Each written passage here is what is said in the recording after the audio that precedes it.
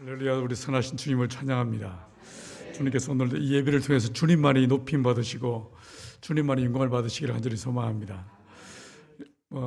제가 최근에 들어서 하는 일 중에 작은 교회들, 그래서 부흥회를 소망하지만 할 수 없는 교회들, 이런 교회들이 있더라고요. 그래가지고 지역별로 해가지고 그런 작은 교회들을 모아가지고 연합 집회 형식으로 부흥회를 해드리고 있어요. 일단 사람이 없다. 사람들 모아도 얼마든지 모으면 된다. 해가지고 가서 집회를 했는데, 이번에는 부천 지역에 있는 작은 교회들 5명, 10명 이렇게 모이는 교회들, 꽤 많은 교회들이 모여가지고 사람들이 아주 많이 모였어요. 많이 모였고 대략 한 200명이 모인 것 같아요. 교회들도 많이 모였고, 더 재밌는 것은 그 교회에 모인, 그 연합 집회에 모인 사람들 대부분 청년들이었어요. 이 청년들이 말씀을 하면서 뒤집어 놨는데 얼마나 더 신나고 재밌는 시간이었는지 모릅니다. 여러분, 다시 만나서 반갑습니다. 이 11월 달 되면 늘 여러분을 만나는 설레임이 제 안에 있습니다. 여러분, 먼저 제가 이 전도사님한테 사진 한 장 보내드렸는데, 혹시 이거를 짧게 잠시만 좀 띄워주실래요? 뭐냐면 지난 7월 달에 7월 24일 날 자강도, 양강도에 큰 물난리가 있었습니다. 물난리가 있어가지고 사실은 그보다 더 큰 태풍이 중국을 덮쳤고 베트남을 덮쳤거든요. 베트남에 덮쳤을 때 한 160명이 죽었다는 이야기를 들었고, 그 다음에 중국도 뭐 한 68명 이렇게 죽었다는 이야기를 들었는데, 북한은 태풍도 아니었거든요. 수해였어요. 근데 수해였는데 5천 명 이상의 사람들이 죽었어요. 이게 이제 안 봐도 내가 볼 때 치산치수가 안 되고 있는 상황이다. 국가가 제대로 통치를 못하고 있는 상황이지 않나라고 생각되고, 단동 쪽에 있는 중국 사역자들 이야기를 들어보니까 맞은편에 그 집들이 2층, 3층짜리 집이 있는데 1층을 넘어서 2층의 중간까지 물이 잠겼더라 라고 얘기하더라고요. 그 결과 일단 밝혀진 숫자가 5천 명이었어요. 이게 5천 명이 죽었다면 이게 아마 북한 내에서 다 정보가 통제되니까 얼마나 더 많은 사람들이 죽었을까, 이런 생각이 들었어요. 근데 그런 와중에 이제 중국 사역자들이 뭐라도 좀 보내자라고 해가지고 뭘 보냈냐면요, 애들 분유를 보냈어요. 애들 분유, 그다음에 라면을 좀 많이 보냈습니다. 모금을 좀 최대한 많이 해가지고 분유값만 한 7천만 원치 들어간 것 같습니다. 그 분유 사가지고 저렇게 영상으로 그냥 짧게 한 장만 보내드릴게요. 저게 지금 이제 도문에서부터 북한으로 들어가는 그 입구에 차가 들어가는 모습을 찍은 사진이에요. 근데 밑에 이거 절대로 아무한테도 보여주지 마라. 받으면 사람 죽는다, 목이 날아간다. 이제 지우세요. 네, 이런 게 했는데, 일단 중국 사역자들, 제 제자들 통해 가지고 계속 이제 제가 오후에도 사진을 좀 보여드리겠지만 4월달 부활절 시즌에는 옥수수를 보냅니다. 우리는 먹을 게 넘쳐나는, 그래서 적게 먹으려 애를 쓰는 시대를 살고 있죠. 참 진짜 특이한 시대예요. 근데 북녘 땅 동포들은 먹을 게 없어서 정말 굶주리죠. 10월달에 가을에 수확한 곡식들이 겨울을 지나면서 다 떨어집니다. 그러면 4월달 되면요, 아무것도 먹을 게 없어져 버려요. 그래서 초근목피의 이 어려움을 겪습니다. 이 기가 막힌 우리나라가 40, 50년대 겪었음직한 일들을 지금도 여전히 북한은 겪고 있어요. 그래서 어느 날 하나님께서 제게 뭐라고 하시냐면 내 백성을 먹이라라고 말씀하십니다. 그리고 북녘 땅이 아주 현저하게 선명하게 내 눈에 펼쳐졌어요.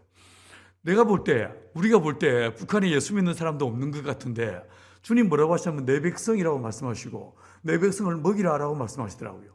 마침 중국에서 제가 2003년부터 한족 대학생들을 오랫동안 양육한 사람들이 있었습니다.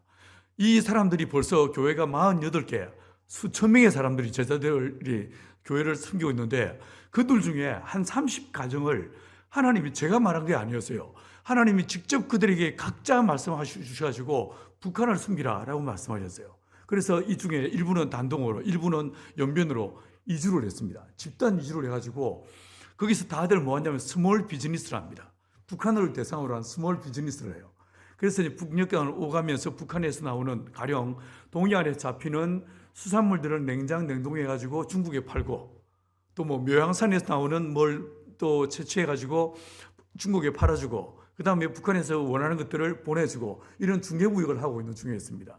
이 친구들이 십수년 동안 관계가 잘 형성되어 있다 보니까 이 친구들을 통해서 4월 달에 이제 부활절 시즌에는 옥수수를 보내는 거예요. 그리고 이제 이번 11월 달 지나 12월 달 추위가 다가오는 이 크리스마스 시즌에는 뭘 보내냐면 양말을 보냅니다. 올해 이제 특이하게 이제 좀 전에 보여드린 대로 아이들한테 분유, 라면도 많이 보내, 한 2,500상자를 제가 보낸 것 같습니다. 여러분, 지금이 어떤 때인가? 우리가 어느 시대를 살고 있는가? 제가 올해 초에 세종연구소하고 통일부에서 저를 불렀어요. 그래 같이 앉아가지고 교회 주요 요직에 있는 사람들하고 굉장히 긴 시간 서로 이야기를 나눴습니다. 그 나눈 이야기의 주제가 북한에 대한 주제였어요. 북한에 대한 아주 다양한 주제, 뭐 제가 하고 있는 일들과 그들이 또 내게 들려준 이야기들도 있었고, 다양한 이야기를 나눴는데 그 이야기의 끝에 그분들이 제게 뭐라고 질문했냐면, 그런데 통일이 언제쯤 될 것 같습니까? 라고 내게 질문을 던졌어요. 여러분은 어떻게 생각하십니까? 생각을 해보면 1907년에 부흥이 우리 대한민국에서 있었죠. 조선 땅에서 있었습니다. 근데 기억해 보시면 그 부흥은요, 남한에서 있었던 사건이 아니었습니다. 서울도 아니고 인천도 아니고요, 부산도 아니었어요. 어디였습니까? 평양과 원산이었어요. 북녘 땅이었어요. 그리고 그 부흥의 여파로 1909년에 100만인 대구령운동이 벌어졌고 북한 땅에서 엄청난 선교가 일어나게 됩니다. 그런데 우리가 다 이해할 수 없는 하나님의 어떤 경륜에 의해서 45년 해방되자마자 철책선이 그어졌고 38선이 그어졌고 북녘 땅에 있던 모든 그리스도인들이 1.4.5태 때 대한민국으로 넘어오게 됩니다. 넘어왔던 그 사람들을 통해서 이 한반도에, 이 대한민국에 엄청난 부흥이 일어나게 됐죠. 사실 우리나라의 부흥의 가장 큰 원동력이 무엇이었을까 생각하면 이산가족들이었던 것 같습니다. 마치 초기 기독교가 1세기에서 2세기 넘어갈 때, 제가 이제 역사를 좀 공부해 보니까 이게요, AD 한 40년경에 기독교인들 숫자가 대략 얼마였을까? 대략 얼마였을 것 같아요? AD 40년. 그때 전 세계에 기독교인들이 몇 명이나 있었을 것 같습니까? 대략 사람들은요, 1000명이라고 봅니다. 50년 됐을 때요, 1500명 정도로 봅니다. 근데 이게 2250년 되지 않습니까? 250년 이게 100만 명으로 넘어갑니다. 그 다음에요, 이게 300년 되지 않습니까? 이때 되면요, 이게요, 800만 명으로 늘어납니다. 엄청난 숫자로 갑자기 확 비약적으로 성장해 버립니다. 그 성장에 몇 가지 이유가 있었는데, 그 첫 번째 요인이 뭐였냐면요, 사회학자들은 말하기를 그 당시에 팔레스타인에 있는 유대인들이 한 100만 명. 그런데 유대인들이 로마 사회에 들어가 살고 있는 사람들이 약 디아스포라라고 말하죠. 이 사람들이요, 400만 명이라고 말합니다. 이 400만 유대인들에게 복음이 증거되면서 아주 막 폭발적인 성장이 있었다라고 보아집니다. 그 다음에 AD 168년, 그때 마르쿠스 아우렐리우스 황제가 통치하던 시대였는데, 그때 무슨 일이 있었냐면요, 역병이 돌아왔습니다. 페스트가 돌아왔습니다.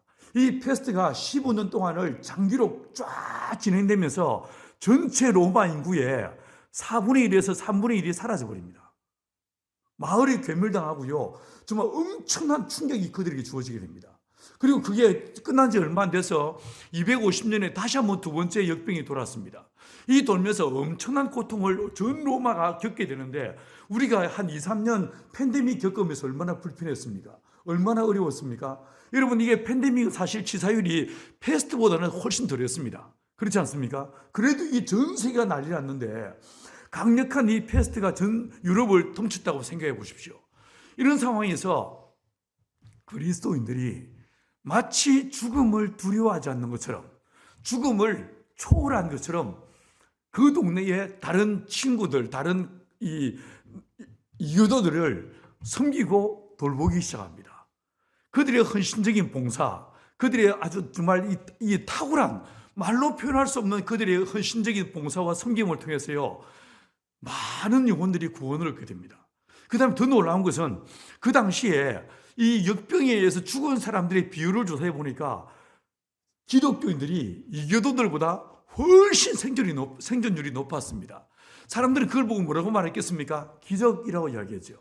이 요소가 그 이후에 이 마르쿠스 아우렐리우스 이후에 엄청난 기독교의 부흥과 팽창을 갖다 준 주요한 요인이었다라고 사회학자들은 이야기하고 있습니다. 여러분, 이 대한민국 앞으로 어떻게 될 것인가? 저도 잘 모르겠습니다. 하지만 사실은 우리는 어떤 면에서 본다면 이 대한민국은요, 북한에게 빚진 나라인 거예요. 1.4.5 때 이 대한민국에 내려왔던 많은 이산 가족들, 그들이 부산에서 서울에서 목숨을 걸고 사업을 일으켰고 교회를 일으켰습니다. 여러분, 그 결과 이 대한민국이 이렇게 비약적인 발전을 이루어낼 수 있었던 것 아니겠습니까?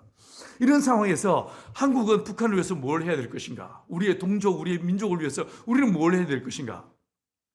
오늘 이 본문에서 보시면요, 다니엘 이야기가 나옵니다. 다니엘 9장의 배경이 오늘 본문 1절에서 보시면 메대족속 아하수에르의 아들 다리오가 갈대아 나라 왕으로 세움을 받던 첫 해, 그 통치 원년에라고 여겼어요. 이게 대략 언제냐면요, BC 537년경이라고 할 수 있습니다. 자, 그러면 다니엘은 언제 잡혀왔는가? BC 605년경에 이 다니엘은요, 바벨론으로 포로로 끌려왔습니다. 몇 년이 지났습니까? 대략 한 68년 지났죠. 그죠? 그러면 어느 날 이 다니엘이 성경을 보는데 이 사람이 사실은 국무총리였지 않습니까? 얼마나 국사를 돌보느라 바쁘고 분주했겠습니까? 그럼에도 불구하고 오늘 본문에서 보시면 진짜 놀라운 게요, 이 다니엘이 수많은 사람들을 접견해야 되고 그리고 수많은 나라의 일들을 돌봐야 되는 그런 사람, 그런 자리에 있었음에도 불구하고 오늘 본문에서 뭐라고 말했습니까? 다니엘은 성경을 연구하더란 거예요. 말씀을 읽더란 거예요. 여러분, 이 사람은요, 무엇보다도 어떤 사람이었습니까? 아무리 바빠도 하나님의 말씀을 펼치고 주의 음성에 귀를 기울인 사람이 다니엘이더란 거예요. 우리 생명의 길 교회가 온 성도들이 남자든 여자든 아이들까지 합칠 누구든 예비 없이 하나님의 말씀에 귀를 기울이고 말씀에 집중하는 교회 될 수 있게 되어 간절히 축원합니다. 여러분, 생명은 어디에 있습니까? 하나님의 말씀 안에 있습니다. 여러분, 하나님의 말씀에 영이요 생명이다. 내가 너에게 이르는 말이 영이요 생명이다 라고 요한복음 6장 63절에서 말씀하셨습니다. 여러분, 생명의 길 교회가 진짜 되고 싶습니까? 그러면요, 딴 거 없습니다. 우리 안에 하나님의 말씀이 충만히 흐르면 됩니다. 맞죠? 말씀이 우리를 지배하시고 말씀이 우리가 경청하면서 말씀이 우리를 통치하시고 다스리시는 삶을 살 때 나를 통해서 나도 모르는 사이에 어떤 일이 벌어집니까? 생명이 흘러가게 되는 거예요. 생명의 길을 제시하게 될 줄 믿습니다. 다니엘은 그 어려운 포로의 시간들, 그리고요, 말씀드린 그런 여러 많은 환경과 상황의 어려움 속에서도 먼저 뭐 하는 사람이었습니까? 말씀에 귀를 기울이는 사람이었어요.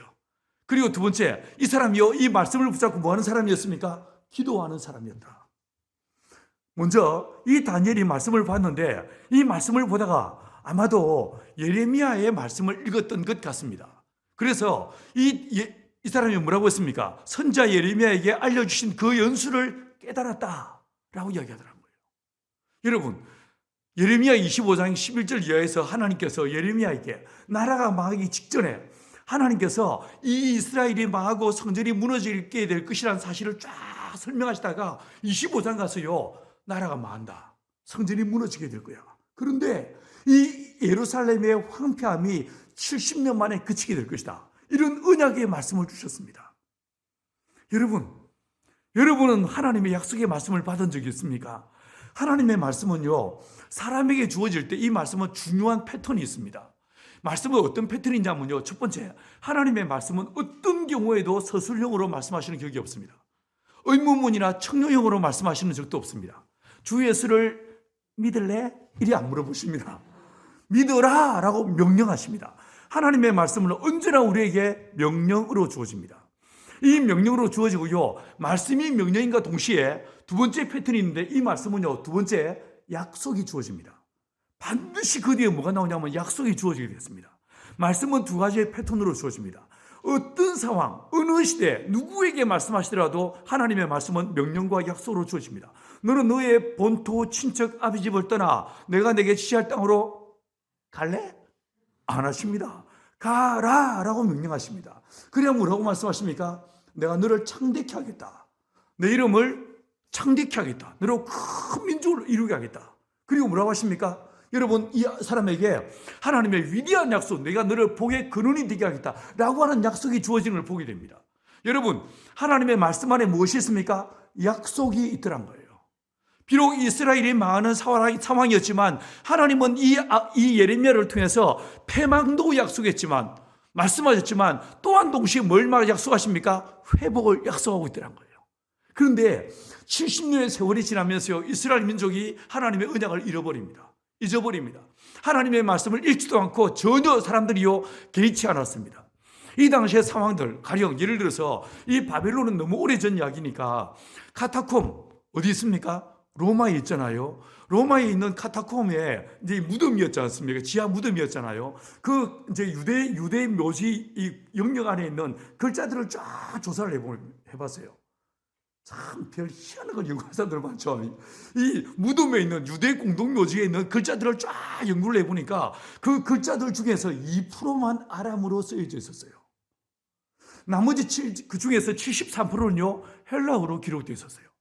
나머지는요 라틴어로 기록되어 있었어요. 이게 무슨 뜻이겠습니까? 아람어는요 원래 유대인들이 쓰는 언어가 아람어였습니다. 엘리 라마 사박다니, 이게 아람어인 거예요. 달리다굼, 이게 뭡니까? 이게 아람어인 거예요. 예수님은 아람어로 말씀하셨을 거예요. 그런데 이 유대인들이 로마에 가서 옮겨 사는 동안에 그들이요 뭐 했습니까? 이게 전체 글자 중에 2%만 아람어를 썼다. 이게 무슨 말이겠습니까? 그걸 잃어버렸단 말이죠. 글을 안 쓰는 거예요. 그 당시에 대중화되어 있는 헬라어를, 그리고 요 라틴어를 썼다는 거예요. 동일한 모습으로 이 유대인들이 바벨론 포로 70년 세월 지나는 동안에 뭐 했겠습니까? 자기들의 언어, 자기들의 문화, 자기 종교를 잃어버리게 되는 거죠. 그러나 오늘 이 본문에 보니까 이 다니엘이 어땠습니까? 말씀을 연구하더란 거예요. 여러분, 주님께서는 어떤 사람을 통해서 역사하시는가? 권력 있는 사람, 돈 있는 사람, 유명한 사람이 아니라 하나님의 말씀을 붙잡고 있는 그들을 통해서 주님은 역사를 일으켜 나가시는 거예요. 하나님의 말씀을 살았고 운동력이 있기 때문에 이 말씀을 품은 자, 말씀을 붙잡은 자, 이 말씀을 잉태한 자를 통해서 하나님은 역사를 일으켜 나가는 거예요. 여러분, 우리 생명길교회가 하나님의 말씀을 잉태하는 교회, 이 말씀을 붙잡고 말씀에 귀를 기울이고 말씀이 가라하면 가고 말씀이 서라면 서는 믿음의 사람들로 사는 저와 여러분 되기를 간절히 축원합니다. 여러분, 이 다니엘이 하나님의 말씀을 연구하면서 그 다음에 사실은 자 보세요. 제가 좀 전에 연대를 두 가지 이야기했어요. 다니엘이 바벨론의 포로로 끌려온 것은 605년이었다고 했죠. 이 말씀을 연구하고 깨달은 건 언제였습니까? 537년. 그러면 이 이스라엘 민족이 고레스에 의해서 해방되는 데 언제인지 아십니까? 635년이었어요. 6년. 1년 후에요. 1년 후에 드디어 이스라엘 민족은 해방되는 거예요. 자, 이런 상황인데 이제 기다려도 1년만 지나면요 이스라엘이 해방되는 거예요. 이런 상황에서 다니엘은 뭐합니까? 기도하더라고요. 말씀을 붙잡고 기다리기만 하면 해방이 주어질 텐데 이 다니엘은 말씀을 붙잡고 어느 자리로 나갑니까? 기도의 자리로 나아가더란 거예요. 여러분, 좀 의아하지 않습니까? 아니 그냥 기다리면 될 텐데, 야 이제 1년 후에 우리 해방될 거야 라고 말만 하면 될 텐데 왜 다니엘은 오늘 본문부터 절절한 기도의 내용으로 하나님 앞에 무릎을 꿇고 심지어 금식하면서 기도로 나아갔을까? 왜 그랬을까요? 왜 다니엘은 기도하고 있을까요? 왜 다니엘은 자기 옷을 찢고 재를 뿌리면서 금식하며 하나님의 은혜의 보좌 앞으로 나아갔을까요? 여러분, 민수기 16장에서 보시면요 고라와 다단과 아비람과 오온이 반역을 꾀합니다. 이 고라의 반역 앞에서 어떤 일이 벌어졌습니까? 모든 이스라엘 민족이 고라 편에 서게 됩니다. 그렇죠? 그리고 이 이스라엘 민족이 하나님을 반역하고 그리고요 모세를 죽여버리려고 했습니다. 여러분, 이 고라의 반역이 언제 일어났습니까? 40년 광야 생활 속에 초기 단계에서 이 고라의 반역이 일어났을까요? 아닙니다. 끝나기 직전이었습니다. 이제 곧 광야 생활이 끝나는데 끝나기 직전에 이런 일이 있더란 거예요. 이게 무슨 말이겠습니까? 여러분, 마지막에 가까울수록 어떤 일이 있겠습니까? 사단의 엄청난 공격과 회방이 있다라는 거예요. 예수님 말씀하시기를 우리가 주인이 좋은 밭에 좋은 씨앗을 뿌렸습니다. 그런데 원수가 와서 자는 사이에 뭐합니까? 가라지를 더 뿌리더란 거예요. 무슨 일이 있을지 모르더란 거예요. 여러분, 에베소 6장 16장에서는요, 바울은 우리에게 영적 전쟁에 대해서 말하면서 뭐라고 얘기했습니까? 이 사단이 불화살을 쏜다. 불화살을. 중세 영화에서 가끔 보시면요, 공성전을 벌일 때 적들이요, 성 안에 있습니다. 우리 아군이요, 밑에서 막 성을 공격하기 위해서 막 애를 쓰고 있습니다. 근데 저 성벽 위에서 불화살을, 화살 끝에 불을 붙여가지고 딱 쏘았는데 내 옆에는 동료의 목을 팍 찔러. 이런 장면 기억나십니까? 이런 식으로 어디서 불화살이 날아와서 우리의 목을 노리고요, 내 목숨을 노릴지 모르는 이 위험천만한 상황이 있다는 거예요. 여러분, 하나님의 창조하신 이 창조의 세계를 잘 보십시오. 먼저 식물과 동물이 있습니다. 이 식물과 동물들은요, 시작이 있습니다. 그리고 반드시 끝이 있습니다. 그렇죠? 얘네들은요, 창세기 2장 19절에서 여호와 하나님이 흙으로 각종 들 짐승들과 공중에 나는 새를 지었다라고 얘기했죠. 그래서 이 모든 짐승들은요, 흙으로 지어져서 시작이 있습니다. 그러므로 반드시 뭐가 있습니까? 끝이 있습니다. 반드시 끝이 있습니다. 두 번째, 천사들이 있습니다. 영적인 존재들이 있습니다. 이 영적인 존재들은요, 우리 눈에 보이는 이런 피조 세계의 물질계의 세계의 창조보다 선행해서 하나님의 천사들을, 영적인 존재를 먼저 만드셨습니다. 그런데 이 천사들은 그러므로 시작점이 있죠. 하지만 어떻습니까? 영적인 존재이기 때문에 끝이 없습니다. 영원히 사는 존재들입니다. 동물과 좀 다르죠. 동물은 시작이 있고 끝이 있는데 영적인 존재, 천사들은요, 시작이 있지만 끝이 없습니다. 영원히 삽니다. 영원히 사는데, 물론 미혹하는 천사, 타락한 천사들은 어디로 들어가겠습니까? 지옥에 들어가겠죠. 그곳은 없어지는 장소가 아닙니다. 영원한 존재, 영원한 장소라고 말할 수 있어서 걔네들은 사라지지 않습니다. 그런데 세 번째로요, 사람이란 존재가 있어요. 이 사람은 이 영적인 천사들의 존재와 이 동물들과 교집합적인 존재가 우리 인간인 걸 보게 됩니다.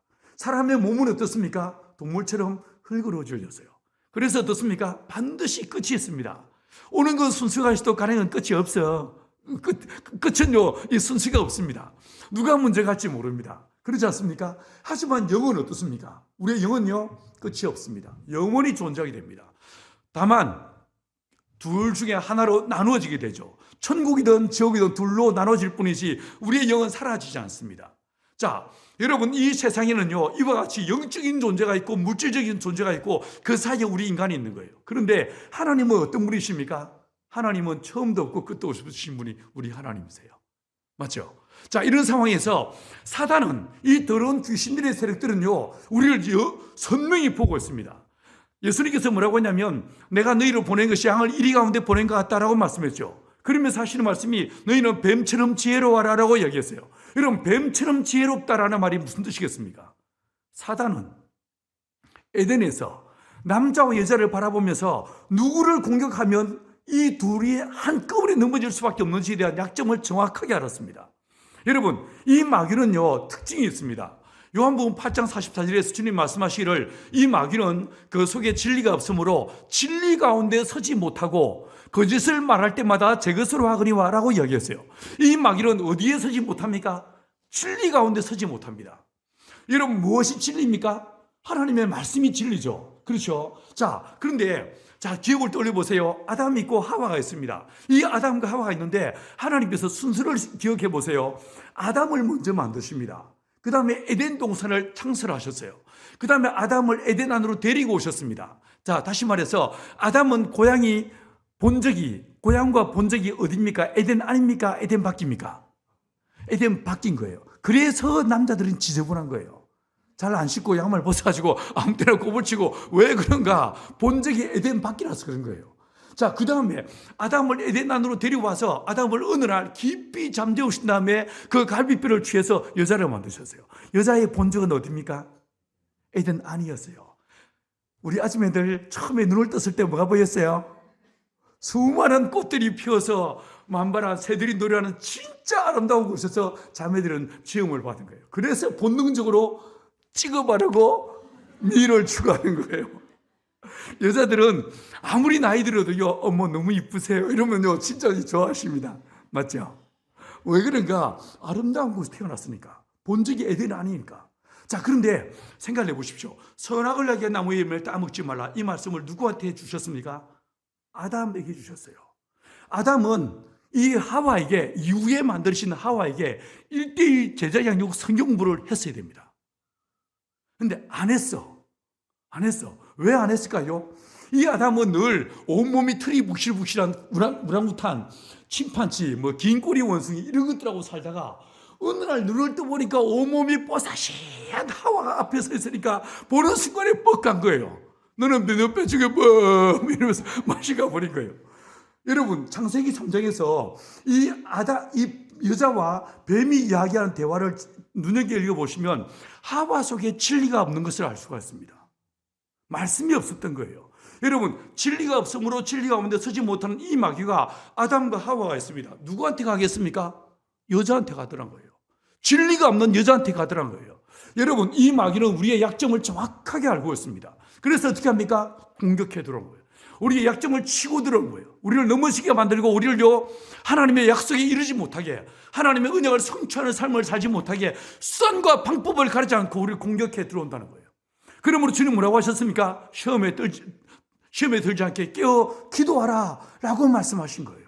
마귀는 이 마지막 순간에 이제 1년밖에 안 남은 이 상황이지만 이 마귀가 어떤 모습으로 이스라엘을 그리고 바벨론을 흔들어 놓을지 모르는 이런 상황이다 보니까 여러분, 이 다니엘이 할 일은 무엇이겠습니까? 기도밖에 없더란 거예요. 지금 저와 여러분의 나라와 민족을 위해서 뭘 해야 되는가? 기도의 자리로 나아가야 한다는 거예요. 여러분, 우리는 이 공간을 뭐라고 부릅니까? 예배당이라고 부르죠. 여러분, 그런데요, 예수님께서는 이 공간을 뭐라고 말씀하십니까? 만민이 기도하는 집이라고 얘기하셨어요. 이곳의 정체성, 이 공간의 정체성에 가장 중요한 내용이 뭐냐면요, 설교 듣는 곳이 아니에요. 강의 듣는 곳이 아니에요. 그건 부차적인 거예요. 진짜 중요한 게 뭐냐? 이건 기도란 거예요. 왜 기도가 중요한가? 기도하면 이게요, 역사가 나타난다는 거예요. 기도하면 하나님이 움직이신다는 거예요.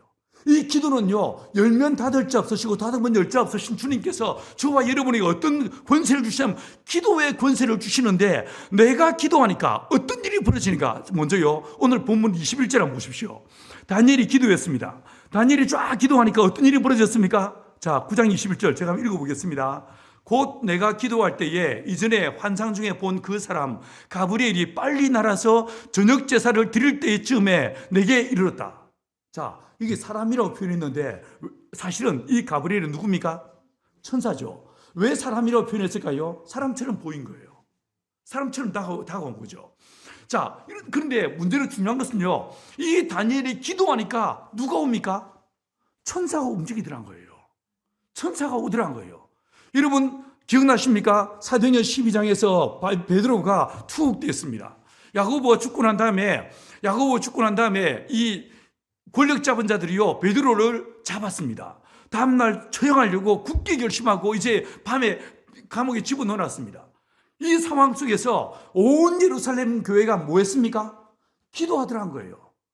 간절히 기도했습니다. 여러분, 여기서 기도하니까 하나님이 그 기도를 들으시고 누구를 보내십니까?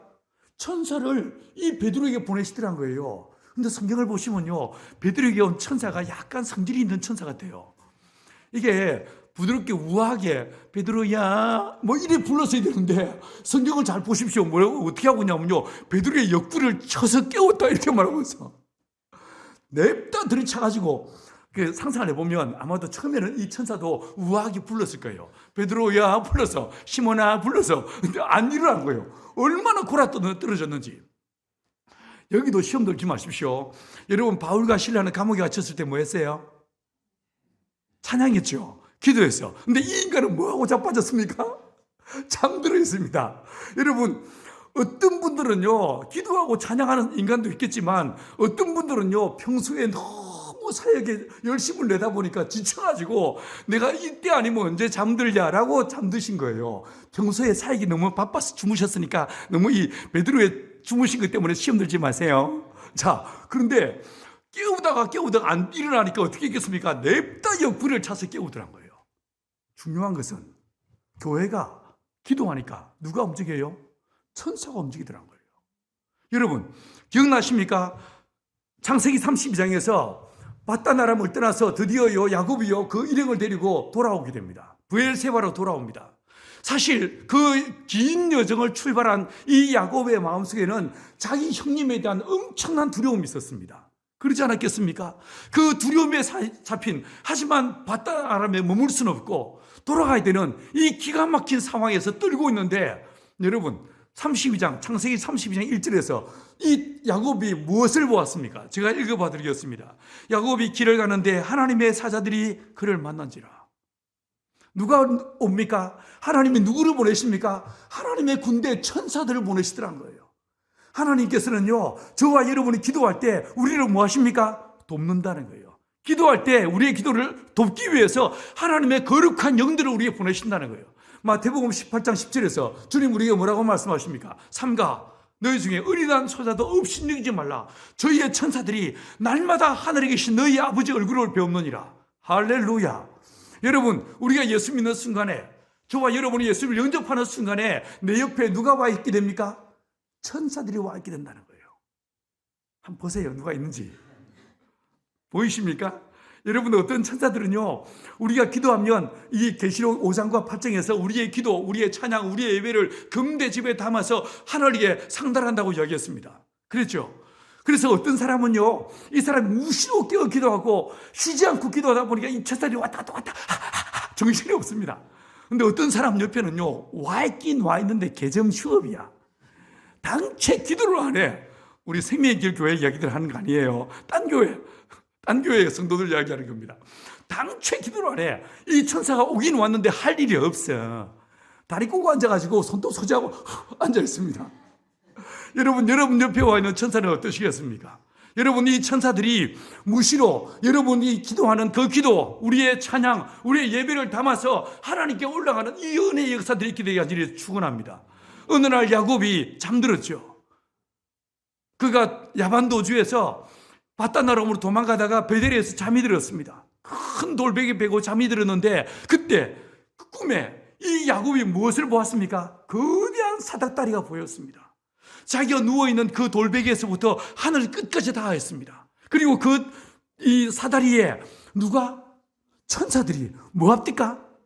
오르락 내리락 하더란 거예요. 단어를 잘 생각해 보세요. 내리락 오르락 한 게 아닙니다. 오르락 내리락 합니다. 올라갈 때 뭐 하겠습니까? 우리의 기도, 우리의 찬양을 가지고 올라가는 거죠. 내려올 때는 뭐 하겠습니까? 우리의 기도에 대한 응답을 갖고 내려오는 거예요. 하나님의 복을, 하나님의 말씀을, 하나님의 약속을 가지고 내려오게 되는 거예요. 할렐루야. 여러분, 우리가 기도하면 누가 움직인다고요? 하나님의 때에 이 마귀가, 더러운 귀신들의 세력들이 우리를 공격하고 하나님의 경륜이, 하나님의 섭리가 성취되지 못하게 수단과 방법을 가리지 않고, 베드로의 말대로 우는 사자가 두루다니며 삼키를 잘 찾는 것처럼 우리를 공격하겠지만, 하나님도 가만히 계시지 않으시고, 우리가 기도할 때 하나님이 누구를 보내신다고요? 천사들을 보내신다는 거예요.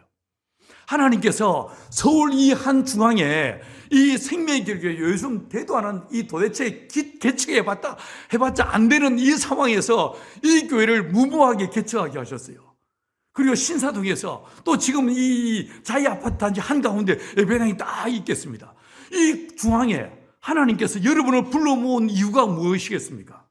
아까 우리 권사님 기도할 때 말씀하셨던 것처럼 주님께서 두려워하지 말라, 내가 너희와 함께 하겠다, 하나님이 약속하신 이유가 어디 있겠습니까? 여기서 등불을 높이 들고 나라와 민족을 위해서 기도하라는 사인이 있지 않겠습니까? 그렇지 않겠습니까? 이곳에서 내 집은 만민의 기도하는 집이라고 하신 이 약속의 말씀을 따라 이곳에 모인 여러분들이 나라와 민족을 위해서 한 이 가장 중심부에서 나라와 민족을 위해 기도할 때 하나님이 여러분의 기도를 들으시고 하나님의 때에 이 민족을 통일케 하시고 민족이 복음 안에서 하나 되게 하시고 마침내 이 민족을 통해서 주님이 꿈꾸시는 선교 한국의 위대한 하나님의 약속의 말씀을 성취하실 줄 믿습니다. 여러분, 우리는 무엇을 위해서 기도해야 되겠습니까? 우리가 이곳에서 기도해야 될 내용이 무엇이겠습니까? 내 자녀들, 우리 사업들, 그것도 기도해야 됩니다. 여러분의 건강, 맞습니다. 그것도 기도해야 됩니다. 그런데 시편 106편에서요 23절은 이렇게 말씀하십니다.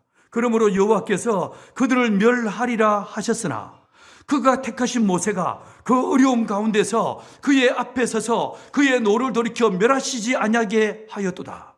이게요, 여러분이 우리가 지금 개역 개정 성경을 갖고 있는데 그 전 성경 개역 성경에서는 그 어려움 가운데서라는 말이 어떤 단어로 번역되어 있었냐면 결렬된 곳이라는 단어로 번역되어 있었어요. 실제로 이 말은 페레치라는 단어를 쓰고 있는데 이건 분열, 갈라진 틈이라는 뜻입니다. 이걸 지금 성경에서는 약간 헷갈리게 어려운 곳이라는 단어로 번역되어 있습니다. 결렬된 곳. 여러분, 이 전 세계에서 가장 심각한 한 민족인데 동족 상잔의 아픔을 겪고요, 38선이 꺼져가지고 70년 이상을 어려움 가운데 있는 나라가 어디 있습니까? 이 대한민국이 유일무이하지 않겠습니까? 이 결렬된 곳, 서로요 비방하고 끊임없이 위협하고 끊임없이 분열과 그리고요 이 고통을 획취하는 이 나라 안에 이 분열된 곳에서 우리는요 둔감하게 마치 아무 일도 일하지 않는 것처럼 뉴스에 들어도, 뉴스에 사람들이 떠들어대도 마치 그것이 나와 무슨 상관이 있냐, 이런 마음으로 우리가 살아가고 있지 않습니까? 여러분, 이 소식들이요 사람들이 쓰레기를 띄우고 혹은요 이 드론을 띄우고 하는 이 기가 막힌 상황에서 이 모든 것들이 뉴스를 통해서 우리의 귀에 들리는 것, 이게 무슨 사인이겠습니까? 하나님께서 저와 여러분에게 너희들을 깨워서 이 나라를 위해서 기도해 주지 않겠니? 나라와 민족을 위해서 너희들이라도 깨어서 기도하지 않겠니? 라고 하는 하나님의 초청의 소리로 들리지 않으십니까? 하나님께서는 페레츠, 결렬된 곳, 심판을 받아 마땅한 곳, 죄를 지어서 망할 수밖에 없는 그 사람들, 하나님과 그 사람들 사이에 누가 서더라고요? 모세가 서더라고요. 이 모세처럼 지금 저와 여러분이 이 나라의 민족의 이 일촉즉발의 백척간두의 위험에 처해 있는 이 민족의 상황 속에서 결렬된 곳, 분열된 곳, 이 사이에서 예수 이름을 붙잡고 십자가를 붙잡고 기도의 자리로 나아갈 수 있는 저와 여러분 되기를 간절히 축원합니다. 여러분, 다니엘이 기도합니다. 나라와 민족을 위해서 오늘 본문에 보니까 길게 기도하고 있습니다. 여러분 9장 16절을 제가 읽어봐 드리겠습니다. 주여 내가 구하옵나니 주는 주의 공의를 쫓으사 주의 분노를 이 성 예루살렘 주의 거룩한 한 산에서 떠나게 하옵소서. 이는 우리의 죄와 우리의 열조의 죄악을 인하여 예루살렘과 주의 백성의 사면에 있는 자에게 수욕을 받음이니라. 여러분, 다니엘의 기도는요 자기가 더 오래 살게, 자기의 권력이 더 높아지게 하는 그런 기도가 아니었습니다. 이 세상적인 기도가 아니었습니다. 망해버린 자기 민족, 무너져버린 하나님의 성전, 그 황폐화된 예루살렘을 가슴에 품고 자기 민족을 위해서 눈물로 금식하며 기도하더란 거예요. 그런데 성경을 보니까요 이 다니엘만 이런 기도를 드린 것이 아니었어요.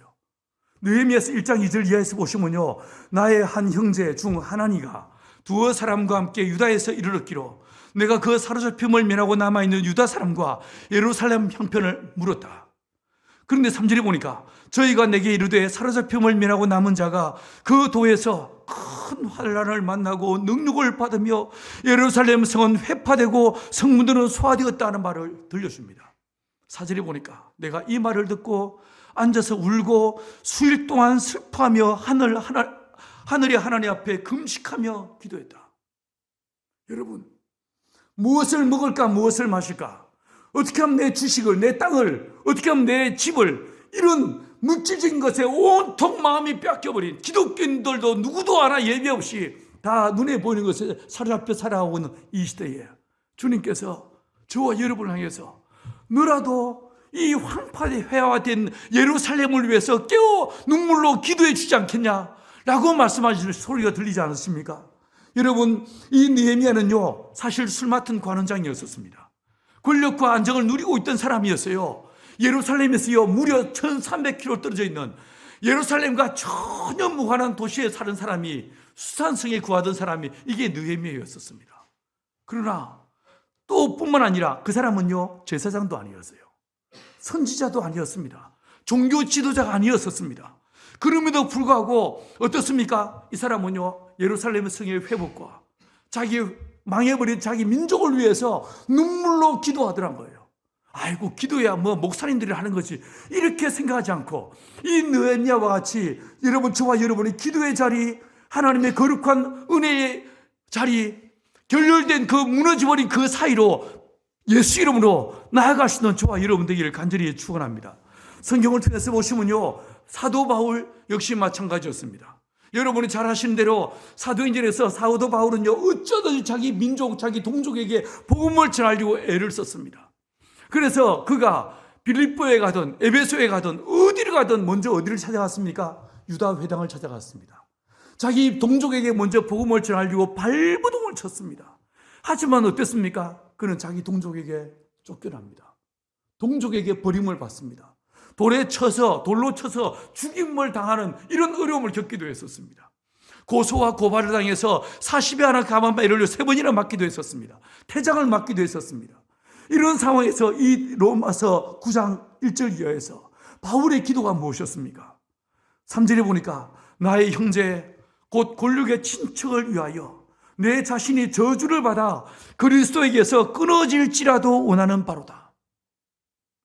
여러분, 이 바울은요, 그리스도에게서 끊어진다는 이 말의 의미를 누구보다 더 잘 아는 사람이었을 거예요. 그건 뭡니까? 지옥이잖아요.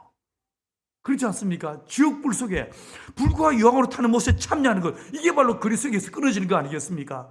그런데 그가요, 하나님께로부터 끊어지는 모든 생명과 기쁨과 소망의 복에 근원되는 하나님과 관계가 단절되는, 그래서 영원한 지옥불에 떨어질지라도 내 민족이 복음을 듣고 예수를 알기로 합니다. 여러분, 하나님께서는 나를 그리고 우리를 구원하시기 위해서 자신의 가장 소중한 아들을, 예수를 십자가에 못 박아 펴려 죽겠어요. 그러면 이 시대에 이 대한민국에 한번 여러분이요, 제3자의 시각에서 한반도를 한번 바라보십시오. 이 대한민국, 이 남한에는요, 흥청망청하고요, 막 넘쳐납니다. 뭐든지 넘쳐납니다. 그런데 저 북녘 땅에는요, 굶주림과 헐벗음과 그리고요, 죽어가는 고통이 있어, 아픔이 있어. 심지어 이 사람들이 치과 치료를 하는데 마취제가 없어가지고요, 생사를 찢어서 이빨을 뽑아요. 상상이 되십니까? 이를 뽑는데 이게 요 마취제가 없어 이를 이빨을 뽑더란 거예요. 뺀찌를 가지고. 이런 기가 막힌 상황이 지금 상상이나 되십니까? 양말이 없어가지고 집에서 남는 천으로 자기 발가락을 동여매는 이런 발사기라고 사는, 이게 우리가 상상이나 할 수 있는 일이겠습니까? 근데 그게 현실이더란 거예요.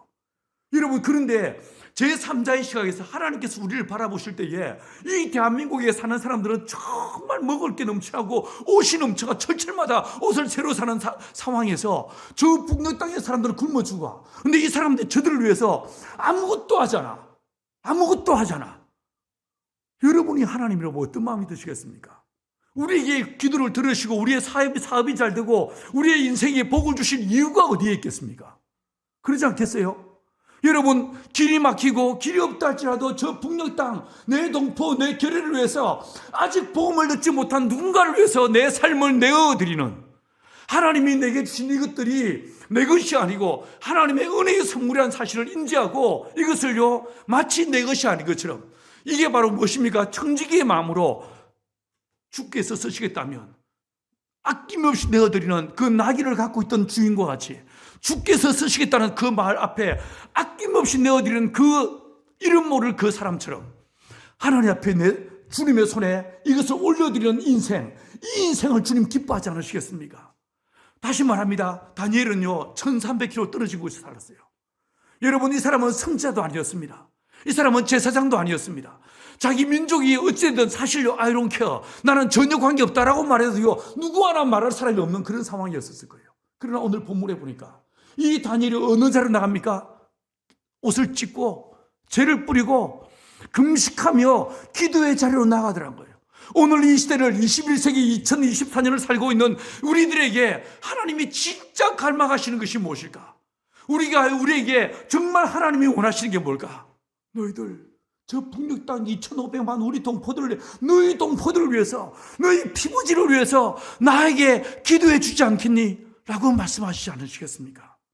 여러분, 하나님의 기도, 하나님의 그 갈망을 들으시고 저와 여러분들도 기도의 자리로 나아가는 저와 여러분들에게 간절히 축원합니다.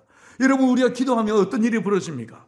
주님께서는요, 우리의 필요를 채우시고 우리의 삶에 말할 수 없는 은혜와 복을 주시겠다고 약속하십니다. 여러분, 빌립보 4장 6절 7절 여러분이 잘 아시는 구절이죠. 아무것도 염려하지 말고 다만 모든 일에 기도와 간구로 너희 구할 것을 감사함으로 하나님께 아뢰라.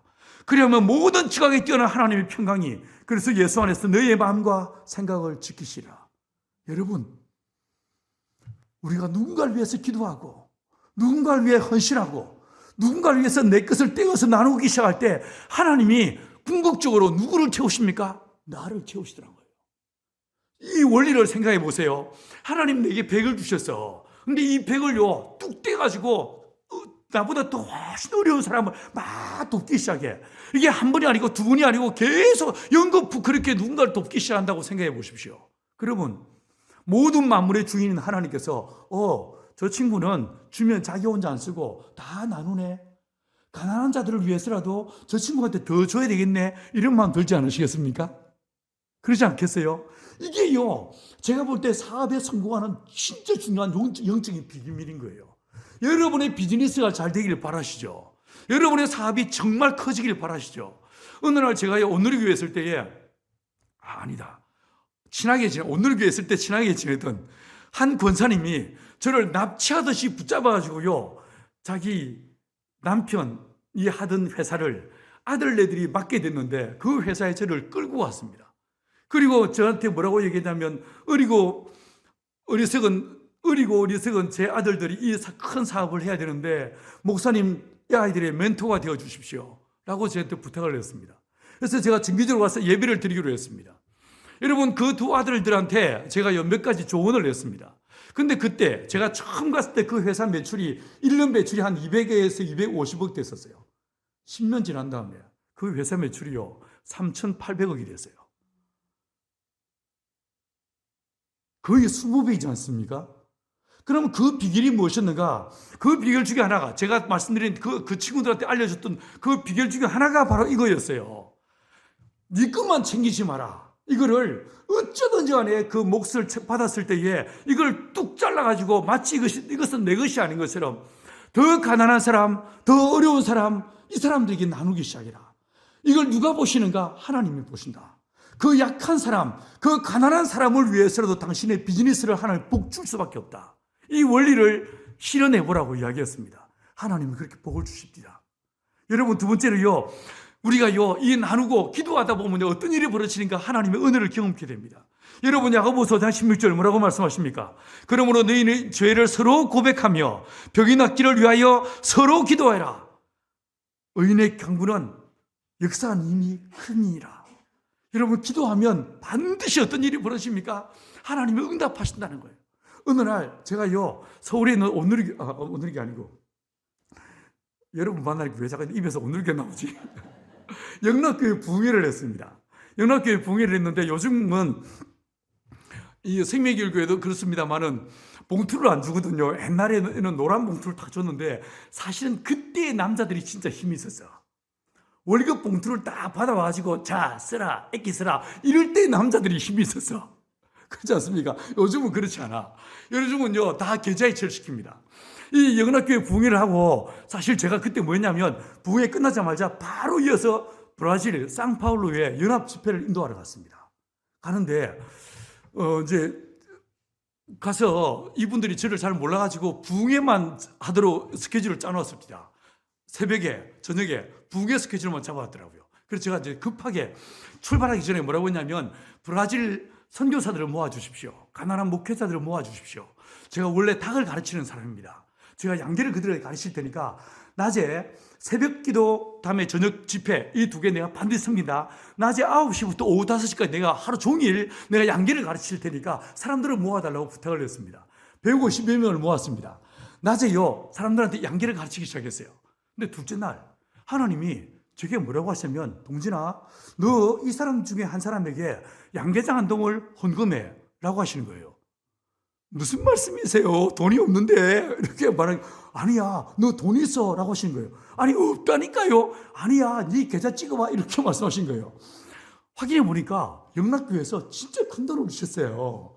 양계장 한 돈값에 이 사례비를 주신 거예요. 어이구, 얼마나 감사하든지.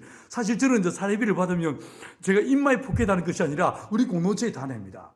다 내는데, 사실 그러다 보니까 공동체에 돈 떨어지면요 어디 안 나가세요 이렇게 말합니다. 근데 그때도 제가 이제 받았는데 이 돈을 내가 이제 함부로 쓸 수가 없으니까 지체들한테 문자를 보냈습니다. 연합교회에서 이만큼의 돈이 들어왔습니다. 그런데 하나님께서 이런 감동을 주셨습니다. 제가 어찌하면 되겠습니까? 라고 말하니까 이 친구들이 눈에 보이지 않지만 입맛을 다시면서 뭐 니 돈 니가 알아서 쓰는데 우리가 뭐 어쩌겠습니까? 뭐 이런 식의 문자를 내게 보냈습니다. 그래서 그 돈을 헌금했어요. 여러분, 헌금했는데 그 브라질에 있는 교회가 깜짝 놀랐습니다. 그리고 막 너무너무 당황했습니다. 우리는 이렇게 큰 돈을 사례비로 못 드린다. 근데 어쩐다고 이렇게 큰 돈을 헌금하냐? 내가 모태신앙이라 평생 예수 믿어왔지만 지가 받는 사례비보다 더 큰 돈을 헌금하는 인간은 처음 봤다. 뭐 이런 식의 이야기들을 막 했었습니다. 제가 그때가요, 보훈에서 두 번째 공동체를 개척해서 의석에 막 나갔을 때였습니다. 진짜 아무것도 없을 때, 땅 살 돈도 없고 집도 없고 아무것도 없을 그런 때였었습니다. 근데 그 중에 한 분이 제가 한두 달 후에 한국에 나갈 일이 있는데 그때 나갔을 때 의성을 가서 봐도 되냐? 라고 이야기했습니다. why not? 오십시오. 라고 제가 초청을 했습니다. 한 두 달 지난 다음에 정말 그분이 찾아오셨습니다. 그때는요, 집 한 채 없는 산에 30년 장기 임대한 산에 나무 심고 있을 때라 소나무 밑으로 찾아오라고 이야기하고 아무것도 없는 거기에 이분이 찾아오느라 진짜 힘들었었습니다. 어렵게 이분이 찾아오셨습니다. 와서 이분이 뭐라고 하냐면 태평양을 건너오는데 하나님께서 가서 강 목사를 만나면 묻지도 따지지도 말고 10만 불을 헌금해라 라고 말씀하시더래요. 이분이 하는 말이 목사님 나 사실 이 돈 드리고 싶은 마음이 추워도 없었습니다. 하나님께서 드리라고 해서 내가 드립니다 라고 얘기했어요. 여러분 그 돈으로요 우리 예배당과 그리고 우리 공동체 식구들이 살고 있는 땅을 사게 되었습니다. 여러분 집들도 이런 식으로 하나 둘 지어지기 시작했습니다. 하나님께서 반드시요 기도하면 하나님의 은혜를 경험하게 하십니다. 우리의 기도를 들으시고 우리의 필요를 채우시고 하나님은 우리의 걸음을 인도하신 분이 우리 하나님이십니다. 여러분 오늘 이 본문에서 이 다니엘이 나라와 민족을 위해서 간절히 기도했을 때에 마침내 이 이스라엘 민족을 고레스의 칙령을 통하여 전혀 상상할 수 없었던 고레스의 칙령을 통해서 이스라엘 민족이 해방되게 하시고 그리고요 다시 하나님의 성전이 세워지고 예루살렘이 회복되는 중건되는 놀라운 역사를 일으키는 것을 우리는 알고 있습니다. 여러분 이 생명의 길 교회가 이곳에 있는 저와 여러분들이 먼저 이 가을에 하나님께 마음을 품고 나라와 민족을 위해서 기도하시는 저와 여러분들에게 간절히 축원합니다.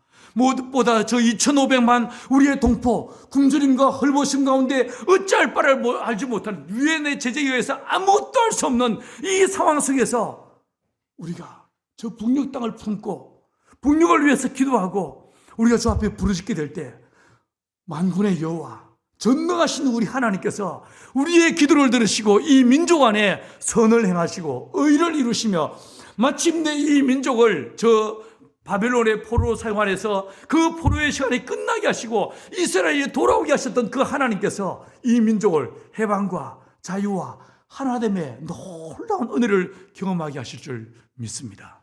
기도하시겠습니다.